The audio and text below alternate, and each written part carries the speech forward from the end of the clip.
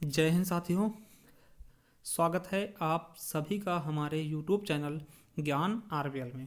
दोस्तों, आपको बता दें कि हमने कहा था कि आप लोगों के लिए हम संपूर्ण हिंदी का एक बैच लेकर आएंगे, जो कि आपके जो आने वाले एग्ज़ाम हैं यूपी पुलिस, ठीक है, यूपी पुलिस लेखपाल या फिर चाहे यूपी टेट हो, फॉरेस्ट गार्ड हो, सभी एग्ज़ाम के लिए मोस्ट इम्पॉर्टेंट होगा। ठीक है, तो देखिए, अगर आज तक आपने कभी भी हिंदी नहीं पढ़ी है दोस्तों, तो हम आपको शुरू से लेकर अंत तक, यानी कि ग्रामर, बोली और हिंदी साहित्य भी हम पढ़ाएंगे, और उस लेवल की जिस लेवल की दोस्तों आपको यूपीएसआई में पूछी गई है। ठीक है, यानी कि आपको पूरा बेहतरीन ढंग से हम लेकर के आएंगे ये बैच, जिसका नाम हमने रखा है संपूर्ण हिंदी ज्ञान ज्ञान बैच। ठीक है, तो इस नाम से आपको फोल्डर मतलब हमने प्ले लिस्ट बना दी। अगर आप आज पहली बार जुड़े हैं तो अभी एक ही क्लास निकली, आज हमारी दूसरी क्लास है।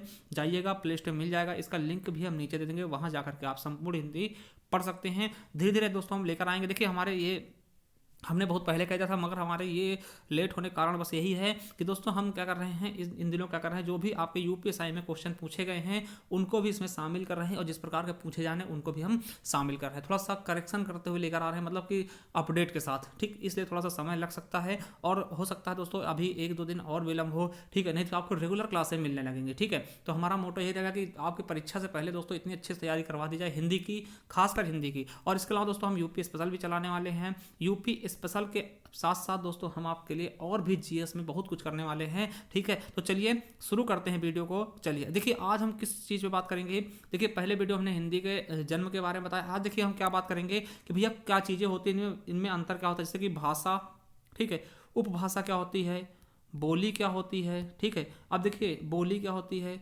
उपबोली क्या होती हैं, राजभाषा क्या होती है, राष्ट्रभाषा क्या होती है। ठीक है, मातृभाषा क्या होती है, ठीक, मातृभाषा क्या होती है, काव्य भाषा क्या होती है, मानक भाषा क्या होती है।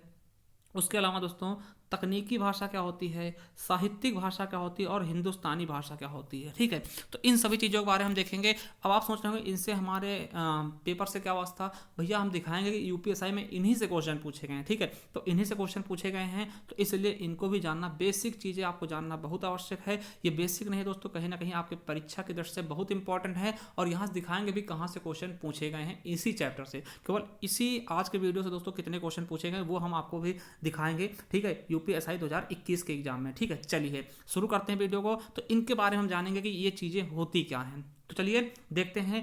और ये परिनिष्ठित भाषा ये क्या है। ठीक है, तो चलिए सबसे पहले भाषा देखते हैं। देखिए, भाषा होता क्या है। देखिए, भाषा क्या होता है। भाषा क्या होता है दोस्तों, आप समझेंगे कि भाषा वह साधन है जिसके द्वारा मनुष्य अपने मन के भाव और विचारों को बोलकर, लिखकर प्रकट करता है, तथा भाषा के द्वारा ही दूसरे के भाव और विचारों को सुनकर या पढ़कर ग्रहण किया जाता है। भैया मान लिया आप किसी को कुछ कहना चाहते हैं, मान लिया किसी को आप संदेश देना चाहते हैं। ए है, ठीक, ये ए है दोस्तों, और ये क्या है, ये बी है। ठीक है, ये मान लिया लड़का है, ये लड़की है। ठीक है, अब ये जो लड़का है कुछ कहना चाहता है लड़की से, तो क्या कहेगा। इसके बाद दो साधन होते हैं। ठीक है, दो ही माध्यम होते हैं, आप समझिएगा ध्यान से। अगर मान लिया इससे कहना चाहता है कि मैं आपसे प्रेम करता हूँ, ठीक, तो ये क्या करेगा, ये तो बोल देगा, डायरेक्ट बोल देगा मुंह पे। ठीक है, और डायरेक्ट बोलने में थोड़ा पिटने के चांस ज़्यादा होते हैं। ठीक है, अब ये क्या करेगा, दूसरा माध्यम क्या चुनेगा दोस्तों। दूसरा माध्यम ये चुनेगा कि ये लिखकर, ठीक है, लिखकर इसके बैग में डाल दे। ठीक है, भैया हम आपसे प्यार करते हैं। ठीक है, तो दूसरा क्या होगा, लिखकर। ठीक है, तो ये दो दो माध्यम हो सकते हैं, या तो आप बोलकर या लिखकर। अब देखिए दूसरी चीज़ समझिएगा। देखिए, वही चीज़ हमने बताया कि भाषा वह माध्यम था जिसके द्वारा मनुष्य अपने भाव को, जो जिनके मन में भाव थे, वो बोलकर और लिखकर प्रकट कर सकता है।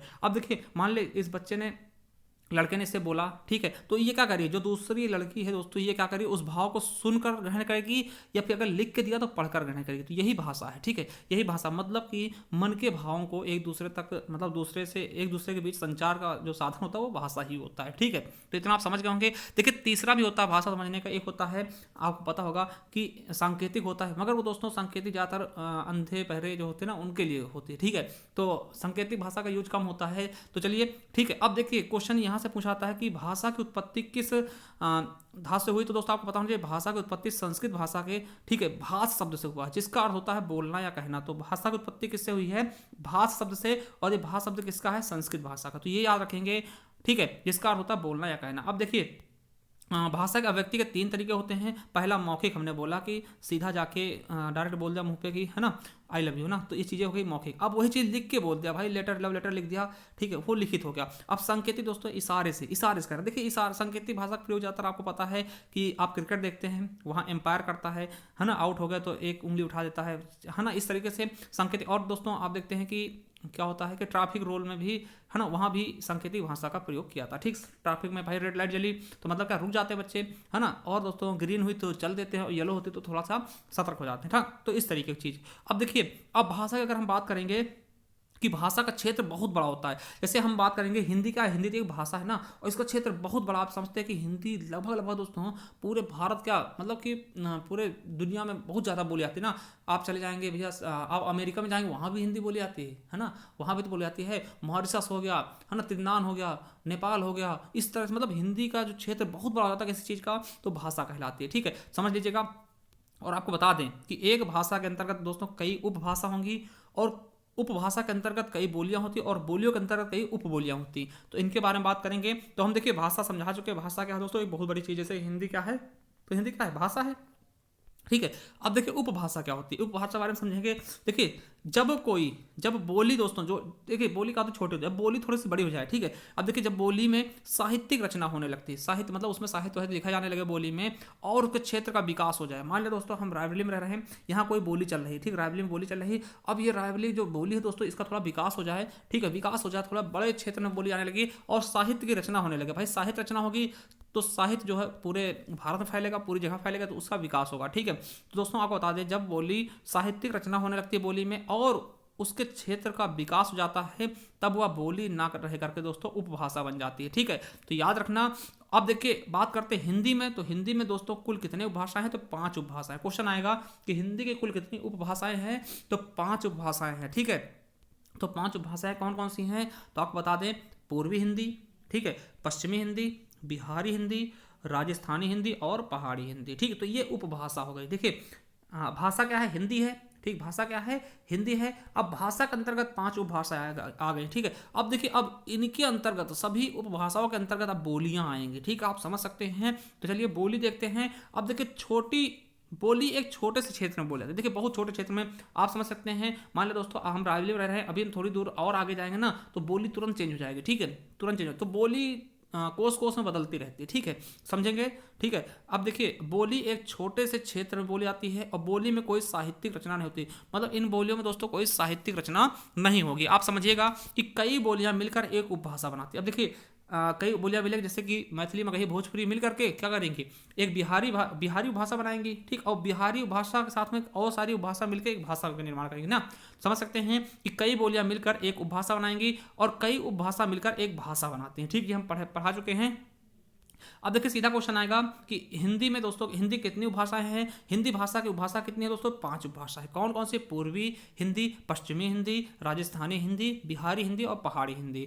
अब पूछेगा कितनी बोलियां हैं, तो 18 बोलियां हैं। ठीक, 17 या 18 बोलियां, तो 18 ही दोस्तों, कई बार क्वेश्चन पूछा भी गया है आपके टेट के एग्जाम में, तो 18 ही बोलियां आप राइट समझेंगे। ठीक है, तो 18 बोलियां। और ठीक है, तो बोलिए समझ गए कितनी बोलियां हिंदी में, 18 बोलियां, कितनी उपभाषा, तो 5 उपभाषा। ठीक है, चलिए अब देखिए एक चीज समझिएगा कि सर्वप्रथम दोस्तों एक अंग्रेज प्रशासनिक अधिकारी थे जिनका नाम था जॉर्ज अब्राहम ग्रियर्सन। क्या, जॉर्ज अब्राहम ग्रियर्सन नाम था दोस्तों। उन्होंने 1889 में क्या नाम लिखा था, क्या चीज करा था दोस्तों, तो याद रखेंगे, modern vernacular literature of Hindustan में हिंदी की उपभाषा और बोलियों का वर्गीकरण किया। क्वेश्चन आएगा कि सबसे पहले दोस्तों हिंदी की उपभाषा और बोलियों का वर्गीकरण किसने किया, तो जॉर्ज ग्रियर्सन ने। किसने, जॉर्ज ग्रियर्सन। किसमें दोस्तों, तो इनकी रचना क्या थी, तो modern vernacular literature of Hindustan. ठीक है, चलिए अब देखिएगा एक चीज बता दें। देखिए जो आपकी 5 उपभाषा हमने बताई थी, ठीक है, उनके अंदर जो 18 बोलियां हैं उनकी बात कर लेते हैं दोस्तों। ठीक है, अब देखिए पूर्वी हिंदी के अंतर्गत कौन कौन सी होती है, अवधी, बघेली, छत्तीसगढ़ी। ठीक है, और पूर्वी हिंदी निकलती किससे है,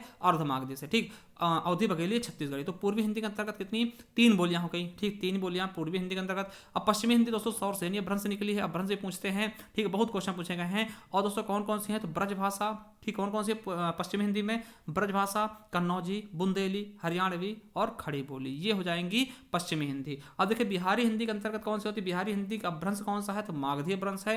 मैथिली, मगही, भोजपुरी, बहुत क्वेश्चन पूछेगा यूपीएससी से इसी वजह से, ठीक है। राजस्थानी हिंदी की कौन कौन सी? देखिए सौरसेनी निकली और इसमें भी 4 बोलियां हैं, जयपुरी, मारवाड़ी, मेवाती, मालवी, ठीक है। तो ये आपका राजस्थानी हिंदी की बोलियां हैं, ठीक है। अब देखिए, अब दोस्तों पहाड़ी हिंदी की खस हो जाएगी ना, पहाड़ी हिंदी की अपभ्रंश निकली खस से, गढ़वाली, कुमायूनी और नेपाली भी जोड़ देते इसमें, ठीक। तो लगभग 18 बोलियां आपकी हो जाती हिंदी में, 5 उपभाषा 18 बोलियां, ठीक है। अब उपबोलियां क्या होती है दोस्तों? उपबोलियां देखिए बोलियों के अंतर्गत भी, ठीक है, बोलियों के अंतर्गत भी उपबोलियां होती है। जैसे समझिएगा, बोलियों के अंतर्गत भी कई सारी उपबोलियां आती है। जैसे अवधि, देखिए पहली चीज क्या है, देखिए समझिएगा, हम समझाने की कोशिश करते हैं, दोबारा समझिए। देखिए हिंदी क्या है? हिंदी क्या है? एक भाषा हो गई, ठीक। अब उपभाषा क्या हो जाएगी दोस्तों? पश्चिमी हिंदी, पूर्वी हिंदी, ठीक है। तो क्या हो जाएगी? पूर्वी हिंदी। देखिए हमने बताया पूर्वी हिंदी, पश्चिमी हिंदी, ये 5 हैं। तो पूर्वी हिंदी क्या होगी? उपभाषा हो गई। अब पूर्वी हिंदी के अंतर्गत क्या आएगी? अवधि आएगी, अवधि आ जाएगी। अवधि क्या हो गई? भाषा हो गई, ठीक। ये हो गई बोली, सॉरी। देखिए ये हिंदी क्या है? भाषा है। और पूर्वी हिंदी क्या है? ये उपभाषा है। और अवधि क्या है? बोली। और अवधि के अंतर्गत भी आएंगी बैसवारी, ठीक है, बैसवारी। तो बैसवारी क्या हो गई दोस्तों? इसकी उपबोली हो गई। तो उपबोली दोस्तों सबसे छोटी चीज होती है ना, बोलियों में सबसे छोटी चीज क्या होती है? उपबोली। देखिए ये क्वेश्चन आपके यूपीएससी में पूछा गया कि बैसवारी किसकी उपबोली है? तो दोस्तों अवधि बोली की ये उपबोली है। कौन सी? बैसवारी, ठीक है। तो याद रखेंगे। जैसे ये क्वेश्चन आपके यूपीएससी अभी पूछा गया है 2021 में कि निबट्टा किस उपबोली, किस बोली की उपबोली है? निबट्टा किस बोली की उपबोली? देखिए यूपीएससी में पूछा गया क्वेश्चन अभी इसी साल का, इसी वक्त का, ठीक है। दोस्तों किसकी है? तो बघेली की। किसकी है? बघेली की एक उपबोली का नाम है निबट्टा। तो इस तरह से भी क्वेश्चन आपके पूछे जाते हैं। तो आपको बोली, उपबोली, भाषा, ठीक, और उपभाषा, इनमें आपको मतलब कि अंतर पता चल गया होगा। चलिए अब आगे देखते हैं। देखिए बहुत ही इंपॉर्टेंट क्लास है और शायद अगर आप इनको देखते हैं तो आपको कहीं ना कहीं जो भी डाउट है क्लियर हो जाएगा। चलिए आगे देखते, थोड़ी सी वीडियो बड़ी हो सकती है। अब देखिए राष्ट्रभाषा, अब देखिए बहुत ज़्यादा कंफ्यूजन होते हैं, क्या हिंदी राष्ट्रभाषा है? देखिए इन पर आज हम चर्चा करेंगे। देखिए जो राष्ट्र मतलब क्या होता है? राष्ट्र मतलब पूरे संपूर्ण देश की बात करते हैं, राष्ट्र, है ना। अब देखिए संपूर्ण राष्ट्र की भाषा को हम राष्ट्रभाषा कहते हैं, समझिएगा। जो पूरे देश में बोली जाएगी उसकी भाषा को हम क्या बोलते हैं? राष्ट्रभाषा। देखिए राष्ट्रभाषा उस भाषा को कहेंगे जो कि समूचे देश में बोले थे, मतलब पूरे का पूरे देश में अगर बोली जा रही है दोस्तों, वो राष्ट्रभाषा होती है। अब देखिए सवाल हमारे सामने आता है कि क्या हिंदी राष्ट्रभाषा है? चलिए बताइए, क्या हिंदी राष्ट्रभाषा है? तो भैया बिल्कुल भी राष्ट्रभाषा हिंदी नहीं है। हम लोग बोल देते हैं मगर वो गलत बोलते हैं, ठीक है। हिंदी राष्ट्रभाषा नहीं है। क्यों नहीं है? अब आप दिमाग लगाइएगा, क्या हिंदी पूरे राष्ट्र में बोली जाती है? बिल्कुल नहीं भाई, पूरे राष्ट्र में कहाँ। अगर आप बंगाल में जाएंगे दोस्तों तो बंगाली वहाँ बोलते हैं, हिंदी थोड़ी बोलते हैं, वहाँ तो हिंदी समझेंगे भी नहीं, ठीक है। आप तमिल में जाएंगे, तमिलनाडु में जाएंगे, वहाँ तमिल बोलते हैं, वहाँ तो हिंदी कोई जानेगा नहीं। केरल में जाएंगे मलयालम बोलते हैं, ठीक। गोवा में जाएंगे कोंकणी बोलते हैं दोस्तों। तो ये इसलिए दोस्तों ये राष्ट्रभाषा नहीं। राष्ट्र का मतलब होता है जो पूरे राष्ट्र को फिरो के रखे एक ही धागे में, यानी कि वहाँ पे केवल और केवल यही चीज़ बोली जाए ना, बहुत ही अच्छे से, मतलब सब लोग जानते हैं उस तरह से। तो दोस्तों ये राष्ट्रभाषा अपने भारत की कोई भी राष्ट्रभाषा नहीं है, ठीक है। चलिए अब देखिए कैसे, जैसे कि आपको पता है कि अमेरिका जाएंगे तो अमेरिका की राष्ट्रभाषा क्या है? इंग्लिश है, ठीक। वहाँ पे आपको हर एक शख्स इंग्लिश समझेगा, हर एक शख्स इंग्लिश बोलेगा, ठीक है। जापान में जाएंगे, जापानी दोस्तों बोलते हैं ना, तो हर एक शख्स जापानी बोलेगा। चीन में दोस्तों मंदारिन चीनी भाषा बोलते हैं, तो मतलब हर एक चीनी का होगा, मंदारिन तो जानेगा। इसलिए दोस्तों इनको हम राष्ट्रभाषा कह सकते हैं कि जैसे चीन की राष्ट्रभाषा क्या है? मंदारिन है, ठीक है। जापान की जापानी और अमेरिका के अंग्रेजी, तो इस तरीके से। मगर भारत की हिंदी राष्ट्रभाषा नहीं है, तो ये चीज़ याद रखेंगे, राष्ट्रभाषा हिंदी नहीं है, ठीक है। चलिए आगे देखते हैं। अब देखिए मातृभाषा क्या हिंदी है? मातृभाषा होता क्या है? देखिए मातृभाषा क्या होता है? मातृभाषा उस भाषा को कहते हैं दोस्तों जो हम अपने माता से या अपने समाज से सीखते हैं, जहां हम पैदा होते हैं, उसको हम मातृभाषा कहते हैं। मातृ मदर टंग, है ना, मदर टंग, है ना। तो ये चीज़ समझते होंगे दोस्तों। मातृभाषा का होता है जो मम्मी से, हम जैसे बच्चा कोई जन्म लेता है तो किसकी, उसकी प्रथम पाठशाला माता पिता होते हैं, तो वो मम्मी सीखेगा। अगर देखिए अभी यहाँ पे बच्चा पैदा हो अपने हिंदुस्तान में, उसको आप अंग्रेजों के बीच में छोड़ दीजिए, वो अंग्रेजी बोलेगा, ठीक है। अंग्रेजों का कोई लड़का हो बिहार में छोड़ दे, बिहारी बोलना शुरू कर देगा, ठीक है। तो यानी कि वो मात्र जो मम्मी से सीखता है, अपने समाज से सीखेगा, वही तो सीखेगा, है ना। तो ये सब चीज़ें होती है। तो क्या भैया अब हमारे पास सामने सवाल आता, क्या हिंदी जो है भारत की मातृभाषा? बिल्कुल नहीं भैया। क्यों नहीं है? अब देखिए क्यों नहीं है, क्योंकि दोस्तों मातृभाषा हर एक, हम कहते थे राज्य की अलग अलग हो सकती है, ठीक है। अब देखिए हम मान लिया यहाँ पे अपने यहाँ उत्तर प्रदेश में पैदा हुआ तो हम हिंदी बोल रहे हैं, कोई दोस्तों बंगाल में पैदा होगा बंगाली बोलेगा, तो मातृभाषा उसकी अलग हो गई ना, ठीक है। तो वही चीज़ समझ आ रहे हैं कि भैया अगर बंगाल में पैदा होगा बंगाली बोलेगा, और गोवा में पैदा होगा कोंकणी बोलेगा, ठीक है, और तमिलनाडु में पैदा होगा तमिल बोलेगा, और केरल में पैदा होगा मलयालम बोलेगा, ठीक। तो ये चीज़ें आप समझ सकते हैं। तो इसलिए हम हिंदी को मातृभाषा भी नहीं कह सकते हैं, क्योंकि हर राज्य की अलग अलग मातृभाषा हो सकती है, हर बच्चे की अलग अलग मातृभाषा हो सकती है। जिस राज्य में होगा वो उसी राज्य की भाषा सीखेगा, ठीक है। तो ये मातृभाषा नहीं हो सकती। और देखिए ये क्वेश्चन आपके यूपीएससी में पूछा गया कि गोवा कोंकणी कहाँ बोली जाती है, कोंकणी किस राज्य की है दोस्तों, कहाँ के, गोवा की है कोंकणी। तो ये क्वेश्चन आपके यूपीएससी में पूछा गया है, ठीक है, इसी साल। तो याद रखेंगे गोवा क्या है, कोंकणी, ठीक है, गोवा क्या है, कोंकणी भाषा, ठीक है। तो मातृभाषा भी नहीं। अब फिर हिंदी है क्या, ठीक है, अब हिंदी है क्या भैया, मातृभाषा नहीं है, राष्ट्रभाषा नहीं, तो फिर है क्या। ये क्वेश्चन आपके एग्जाम में बहुत बार पूछा गया। तो भैया हिंदी है क्या, क्वेश्चन आएगा हिंदी क्या है, मातृभाषा, राजभाषा, राष्ट्रभाषा। तो आपको बताना है राजभाषा। अब देखिए राजभाषा समझिएगा, राजभाषा को राजकाज की भाषा, जो राज्य के कार्यों में यूज की जाए दोस्तों, वही राजभाषा होती। तो क्या आप सोचेंगे क्या सर हर पूरे राज्य में, मतलब सभी पूरे देश में राजभाषा के रूप में हिंदी मतलब यूज की जाती, नहीं। फिर भी दोस्तों आपको बता दें कि हमारा देश संविधान चलता है, और आपको बता दें कि आप भाग 17 देखेंगे तो भाग 17 है राजभाषा, ठीक है। ये क्वेश्चन आपके एग्जाम में पूछा गया इसी बार कि भाग 17 राजभाषा किससे संबंधित, तो भाग 17 से। किस अनुच्छेद से, तो 343 से 351। ये भी आपके यूपीएससी में पूछा गया क्वेश्चन, तो याद रखेंगे। अब देखिए क्यों राजभाषा, ये भी आपको बता दें कि भैया भारत की राजभाषा हिंदी को संवैधानिक दर्जा प्रदान किया गया है। ये आपके यूपीएससी में पूछा गया क्वेश्चन इसी साल का, ठीक है। तो याद रखेंगे भैया हिंदी को संविधान, क्योंकि हमारा देश संविधान चलता है, और संविधान में हिंदी को राजभाषा का दर्जा दिया गया है। और आपको बता दें कि ये दर्जा कब दिया गया, 14 सितंबर 1949 को दोस्तों हिंदी को संवैधानिक रूप से राजभाषा घोषित किया गया। इसलिए प्रतिवर्ष हम 14 सितंबर को हिंदी दिवस के रूप में मनाते हैं। और ये क्वेश्चन आपके यूपीएससी में भी पूछा गया कि 14 सितंबर को हिंदी दिवस कब मनाते हैं, 14 सितंबर को, ठीक है, याद रखेंगे। और प्रथम हिंदी दिवस दोस्तों कब से शुरू हुआ था, 14 सितंबर 1953 से। ये क्वेश्चन आपके एग्जाम में पूछा गया कि हिंदी दिवस कब मनाते हैं, 14 सितंबर को मनाते हैं।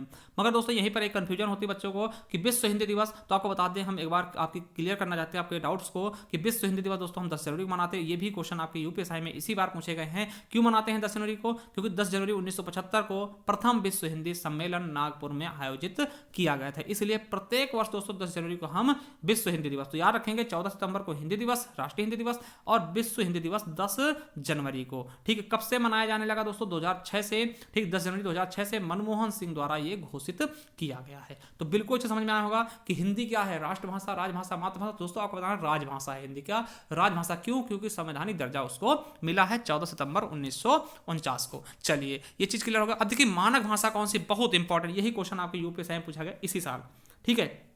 देखिए मानक भाषा कौन सी है, तो आपको खड़ी बोली बतानी है। क्वेश्चन आएगा कि किस भाषा को मानक भाषा कहते हैं, खड़ी बोली को हम मानक भाषा कहते हैं। क्यों, देखिए मानक का अर्थ होता है एक निश्चित पैमाने के अनुसार लिखी या बोली गई भाषा, ठीक है। और दोस्तों आपको पता है मानक मतलब एक मान्यता प्राप्त भाषा है, कौन सी है, खड़ी बोली।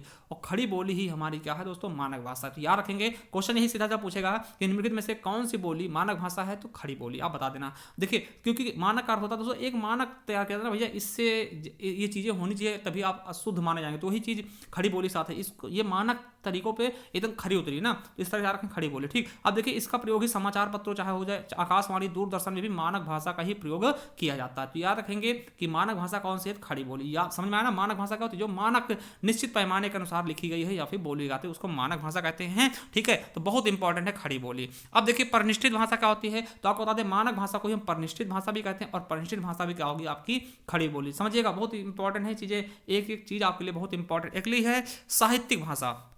साहित्यिक भाषा क्या होता है, तो आपको बता दें साहित्यिक भाषा एक कलात्मक अभिव्यक्ति, क्या है, कलात्मक अभिव्यक्ति का तरीका है जिसमें लेखक एक तरह से दोस्तों एक विचार को व्यक्त करने की कोशिश करता है।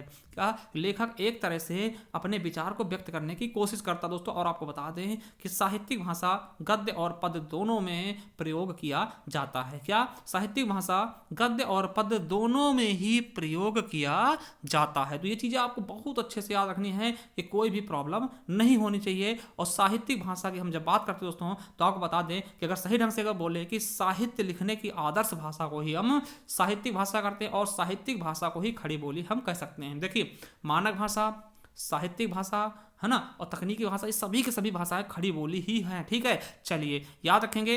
अगला है तकनीकी भाषा। तकनीकी भाषा में जो प्रयोग होती है, मतलब कि तकनीकी भाषा यानी संचार माध्यम का वह प्रकार जो ट्रेडो हो गया, व्यवसाय हो गया, है ना, और मानव ज्ञान के विशिष्ट क्षेत्रों से संबंधित है, उसे हम तकनीकी भाषा कहते हैं। और तकनीकी भाषा भी आप पे क्या है, खड़ी बोली। क्या है दोस्तों, खड़ी बोली। तो इंपॉर्टेंट है, देखिए तकनीकी भाषा खड़ी बोली हो गई, ठीक है, और मानक भाषा भी खड़ी बोली हो गई, और साहित्यिक भाषा भी खड़ी बोली, और परिनिष्ठित भाषा। तो 4 चीजों में आप खड़ी बोली बताएंगे, क्या, मानक भाषा और परिनिष्ठित भाषा, साहित्यिक भाषा, और दोस्तों उसके अलावा आपकी तकनीकी भाषा। तो ये सभी सभी क्या है, खड़ी बोली। अब देखिए काव्य भाषा, ये अलग है, और यही क्वेश्चन आपके यूपीएसआई में पूछा गया है इसी साल। तो काव्य के रूप में प्रचलित भाषा को काव्य भाषा कहते हैं ना। काव्य भाषा कौन सा है, ब्रज भाषा। देखिए क्योंकि आपको पता है कि ब्रज भाषा में बहुत सारे काव्य लिखे गए हैं, चाहे वो सूरदास हो, तुलसीदास की देख सकते हैं आप, विनय पत्रिका वगैरह, वो सब काव्य भाषा, उनकी भाषा क्या रही, ब्रज रही है ना। तो दोस्तों आपको बता दें कि कृष्ण का क्षेत्र ब्रज क्षेत्र था, और वहां पे दोस्तों उनके द्वारा उनके विषय में लिखी गई चीजें ब्रज भाषा का ही प्रयोग किया गया था। इसीलिए काव्य के लिए सबसे प्रचलित भाषा क्या है, तो आपकी ब्रज भाषा है। ये क्वेश्चन आपके यूपीएससी में पूछा गया कि दोस्तों काव्य भाषा के रूप में किसको जाता है, तो ब्रज भाषा को। खड़ी बोली तब मत कहिएगा, ठीक है, क्योंकि खड़ी बोली मानक भाषा है, वो काव्य भाषा नहीं, वो साहित्यिक भाषा हो सकती है मगर काव्य भाषा नहीं है। तो याद रखेंगे ब्रज भाषा हमारा बिल्कुल और बिल्कुल राइट आंसर होगा। अगला है दोस्तों कि देखिए हिंदुस्तानी भाषा, ये भी आपके यूपीएससी में पूछा गया। हिंदुस्तानी भाषा किसको कहते हैं, तो आपको बता दें हिंदी उर्दू आदि की मिश्रित भाषा। इसमें दोस्तों हिंदी के शब्द मिल जाए, उर्दू के शब्द मिल जाए, और बहुत सारे भाषाओं के शब्द मिल सकते हैं दोस्तों, उसको हम क्या बोलते हैं, हिंदुस्तानी भाषा। जैसे आप बोलते हैं, देखिए अभी हम लोग क्या बोलते हैं कि बोलेंगे कि कमलेश क्लॉथ हाउस। देखिए क्लॉथ हाउस का क्लॉथ में अंग्रेजी भी शब्द है, और दोस्तों है ना वस्त्रालय बोलते हैं। इस तरीके दोस्तों मतलब कि हर एक बहुत सारी भाषाओं को एकदम से मिक्स करके हम बोलने की कोशिश करते हैं, वही क्या होती है, हिंदुस्तानी भाषा। इसलिए याद रखेंगे, और क्वेश्चन आपके यूपीएससी में पूछा भी गया, इसलिए याद रखेंगे बहुत ही अच्छे से। तो हिंदी उर्दू आदि की मिश्रित भाषा को दोस्तों हम क्या बोलते हैं, हिंदुस्तानी भाषा। ये क्वेश्चन सीधा सीधा आपके यूपीएससी में छपा है, ठीक है, पिछली बार भी पूछा गया था, इसलिए बहुत ज़्यादा इंपॉर्टेंट है। इसलिए हमने, हो सकता है दोस्तों आपके अभी भी कोई डाउट हो, ऐसा तो मैं नहीं सोचता कि अभी कोई डाउट बचा होगा, क्योंकि हमने इतने बेहतरीन ढंग से समझाया है। शायद ही आज से पहले आपने इस तरह से समझा होगा। तो चलिए, अगर फिर भी कोई डाउट रहता है आप हमें कमेंट बॉक्स में पूछ सकते हैं। और आपको बता दें इस पीडीएफ के लिए दोस्तों आप टेलीग्राम चैनल ज्वाइन कर सकते हैं, हमारा ज्ञान आरबीएल ऑफिशियल। और आपसे एक निवेदन करते हैं, जाइए हमारे प्लेलिस्ट में, वहाँ पे आपको ये फोल्डर मिल जाएगा दोस्तों कि ज्ञान मतलब संपूर्ण हिंदी ज्ञान बैच, ठीक है, 2022 के नाम से, ठीक। तो वहाँ पे हम पूरी हिंदी पढ़ाने वाले हैं। आज हमारी दूसरी क्लास है, ये लगातार क्लास आने वाली हैं। और आपको बता दें कि अगर ये दोस्तों आप बुक खरीदना चाहते हैं तो ये आपको 25 रुपये मिल जाएगी। इसमें आपकी हिंदी भाषा और बोली होगी केवल, है ना। तो ये आपको दोस्तों कितने रुपये में, 25 रुपये मिल जाएगी। ई बुक होगी दोस्तों पीडीएफ के रूप में। अगर आप इसे परचेस करना है दोस्तों, तो ये हमारा क्या है, व्हाट्सअप नंबर है, इसी नंबर पर आप 25 रुपये गूगल पे, फोन पे या पेटीएम करके दोस्तों ये चीज़ प्राप्त कर सकते हैं, जिसमें आपको दोस्तों हिंदी की उत्पत्ति कैसे हुई, विकास क्रम क्या है, नामकरण क्या है, और भाषा परिवार कितने हैं, और हिंदी के विभिन्न रूप, और हिंदी भाषा के जो 5 भाषा और 18 बोलियां दोस्तों उसका वर्णन, ठीक, और लिपि होंगी, और बहुविकल्पी प्रश्न भी होंगे। तो ये दोस्तों आपको मिल जाएगी 25 रुपये में। इसके अलावा भी हमारी 2 बुकें और हैं, ठीक है, हिंदी साहित्य 50 की और ग्रामर की 50 की, ठीक है। अगर इसको आप परचेज करना है इस नंबर पे आप 25 रुपये भेज के दोस्तों स्क्रीनशॉट भेज के प्राप्त कर सकते हैं, या फिर दोस्तों उसका लिंक हम नीचे दे देंगे, आप डायरेक्ट भी वहाँ से परचेज कर सकते हैं। तो चलिए दोस्तों मिलते हैं नेक्स्ट वीडियो, तब तक के लिए जय हिंद, जय भारत, वंदे मातरम। एक बार और कहेंगे कि टेलीग्राम चैनल ज्वाइन कर लीजिए, वहाँ पर दोस्तों इसकी पीडीएफ हम प्रोवाइड करवा देंगे। थैंक यू, धन्यवाद।